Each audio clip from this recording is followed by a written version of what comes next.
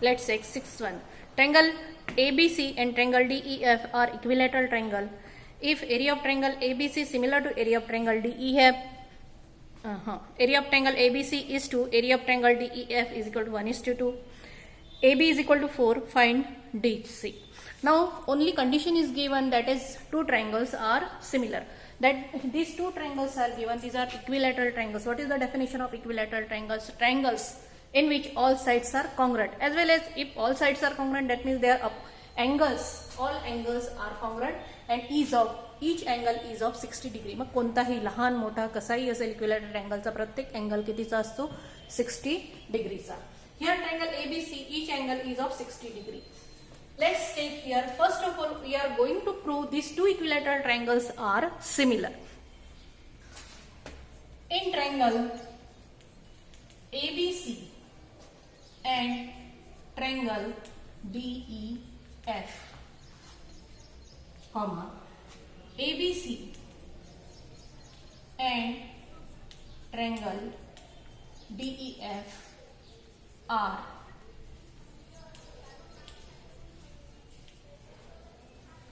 equilateral triangles. This portion is given and therefore angle B is equal to angle E is equal to 90 degree. बघा इथे मी mention करून राहिला आहे, त्याचं major mention करून राहिली आहे, त्याच्यामुळे बघा इथे कोणतं साइन दिलं मी? इज इक्वल टू साइन दिलं. Angle B is equal to E. Angle C is equal to angle F is equal to 90 angle 60 is equal to 60 degree. Now therefore triangle ABC similar to triangle DEF by AA test.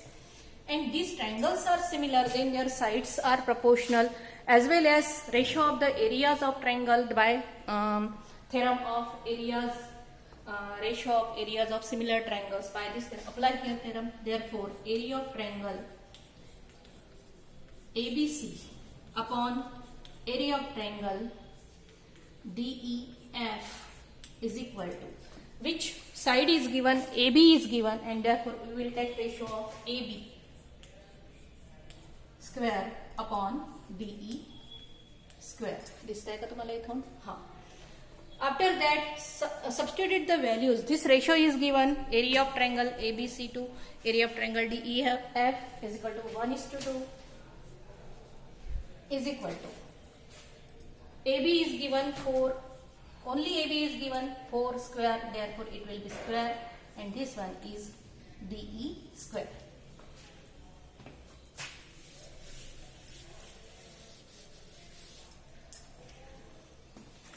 Therefore 1/2 इथून मी इथे लिहिते आहे.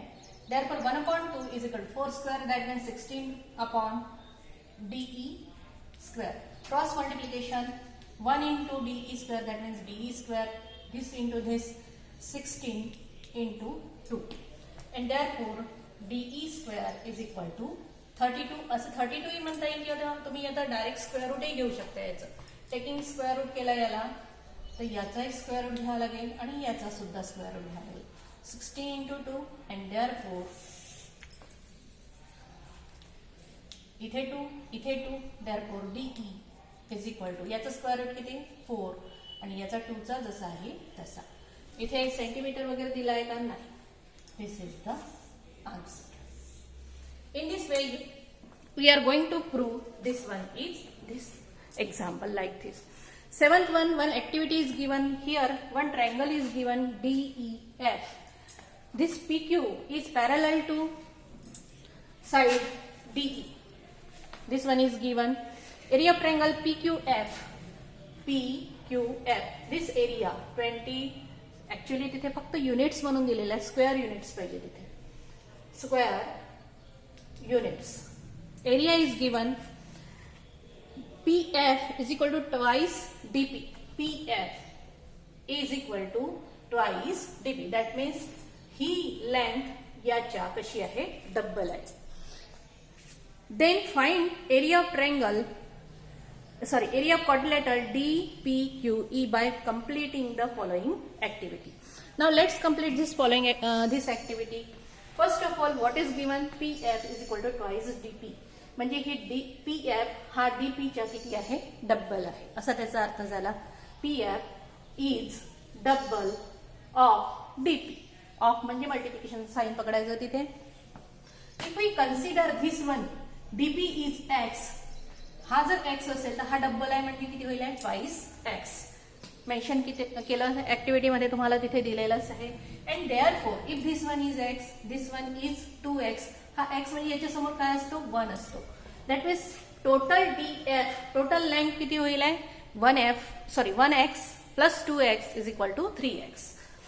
DF is equal to DP plus PF.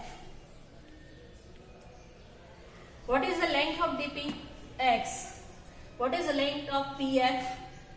2X. इथे काय असतो? 1. 1X plus 2X is equal to 3X. हा 1 नाही लिहिला तरी चालतो, कन्सिडर राहतो तिथे.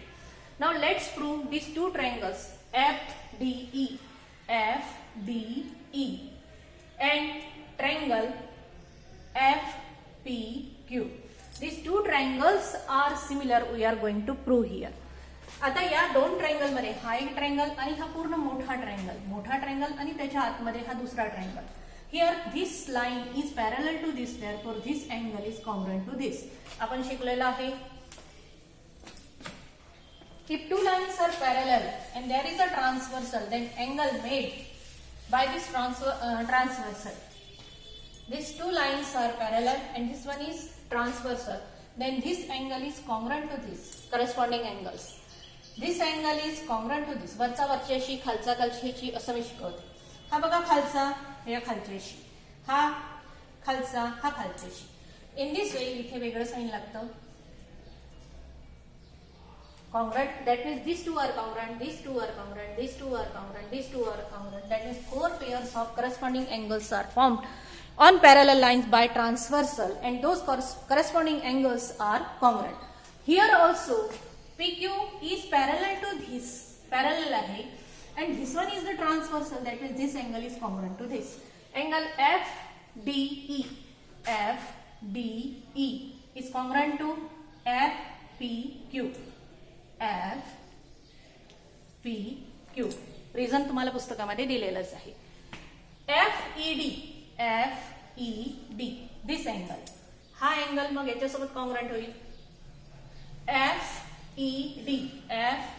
FED is congruent to FQP because corresponding angles, consider only two angles are congruent here, two corresponding pairs are congruent here, and therefore triangle FDE similar to triangle FPQ. दोन्ही angles घेतले म्हणजे कोणती test झाली? A test. तिथे ती रिकामी जागा दिलेली आहे. If these two triangles are similar, then their ratio of areas of these two triangles, यांच्यामधला जर रेशो घेतला तर त्यांच्या करस्पॉन्डिंग साइड्सचा स्क्वेअरचा रेशो येतो. आता यांच्यावरती कोणती करस्पॉन्डिंग साइड्स द्यायची? 3x. कोणती साइड आहे इथे? DF. बघा इथून घेता येतं. आता हा DF घ्या किंवा FD घ्या, FD स्क्वेअर. इथे चूक करायची नाही, फक्त FD येणार नाही, इथे काय आहे तो स्क्वेअर. त्याच्यानंतर FPQ. आता इथे जर FD घेतला तर इथे काय येईल? FP square. What is the value of FD? That means DF 3x whole square. What is the value of PF? PF ची व्हॅल्यू बघा मी इथे मेन्शन केलेली आहे. PF 2x square. 3x square म्हणजे 3 चा स्क्वेअर किती होतो? इथे आपण करून ठेवू. 3x whole square upon 2x whole square. याचा अर्थ काय झाला? 3 चा स्क्वेअर 9, x चा स्क्वेअर x square upon 2 चा स्क्वेअर 4, x चा square x square. x square cancel. What is remaining here? 9/4. आली ही व्हॅल्यू 9/4 इथे. After that if this two ratios इकडे सोडवतो मी. देअरफॉर तुम्हाला ऍक्टिव्हिटीज कंप्लीट करायची आहे, त्याच्यामुळे कोणत्या रिकाम्या जागांमध्ये काय लिहायचं ते बघून घ्या बरोबर. Therefore area of triangle FDE upon area of triangle FPQ is equal to 9/4. Cross multiplication करायचं यानी याला मल्टिप्लाय करायचं. Therefore area of triangle FDE is equal to 9/4. तुम्ही हे असं न सोडवता असेही सोडवू शकता, परंतु तुमच्या तिथे रिकामी जागा दिलेली यानी याला मल्टिप्लाय करायचा. हा म्हणजे हा डिनॉमिनेटर मध्ये आहे, इकडे जाताना काय होईल का numerator. Area of triangle FPQ is equal to, हे इकडे न लिहिता मी इकडे घेतला. Area of triangle FDE is equal to 9/4 into FPQ. This value is given. Area of triangle FPQ is equal to F. तिथे काय दिलेला PQF म्हणजेच ट्रायंगल काय झाला FPQ. This area is given 20. याच्यात आणि याच्यात हा डिनॉमिनेटर मध्ये न्यूमरेटर याच्यामध्ये भाग जातो. 9 4 1 4 4 5 20 9 5 25 45 स्क्वेअर युनिट एरिया आहे. त्याच्यामुळे तिथे स्क्वेअर युनिट त्याच्या पुस्तकामध्ये फक्त युनिट्स दिलेला आहे. तुम्ही काय करायचं त्याला square units. And therefore last one. आता बघा कोणाकोणाचा एरिया मला माहित झालेला आहे. या पूर्ण याचा एरिया माहित झालेला आहे, सोबतच याचा सुद्धा एरिया माहित झालेला आहे. समजा मी या पूर्ण याच्यातून हा एरिया जर मायनस केला तर आपोआपच मला या क्वाड्रिलॅटरलचा एरिया मिळतो PDEQ. And therefore area of quadrilateral कोणती कसं दिलेलं आहे तुमच्या पुस्तकामध्ये जशी ऍक्टिव्हिटी दिलेली आहे तसंच सोडायचं. DPQE is equal to area of triangle FDE minus area of triangle FPQ. What is the value of FDE? काढलं आपण FDE ची व्हॅल्यू काढलीच आहे इथे 45 minus FPQ 20. And therefore answer will be 25 square units. त्यांनी तिथे स्क्वेअर युनिट्स वगैरे असं काही दिलेलं नाही, तरी सुद्धा तुम्ही काय करायचं तिथे मेन्शन करायचं. कारण ही प्रॅक्टिस पाहिजे. प्रत्येक वेळी जर तिथे युनिट्स दिलेलं असेल तर प्रत्येक वेळी त्याचा एरियाचा युनिट काय राहील हे तुम्हाला तिथे मेन्शन करायचं आहे. अशा प्रकारे आपण हा पूर्ण पोर्शन इथे तुमचं चॅप्टर संपलेलं आहे. पेज नंबर 24 वर 3 सॉल्व्ड एक्झाम्पल्स आहे. ते तुम्हाला न पाहता सोडवता येतात, कारण या पद्धतीचे एक्झाम्पल्स आपण प्रॅक्टिस सेटमध्ये घेतलेले आहे. त्यानंतर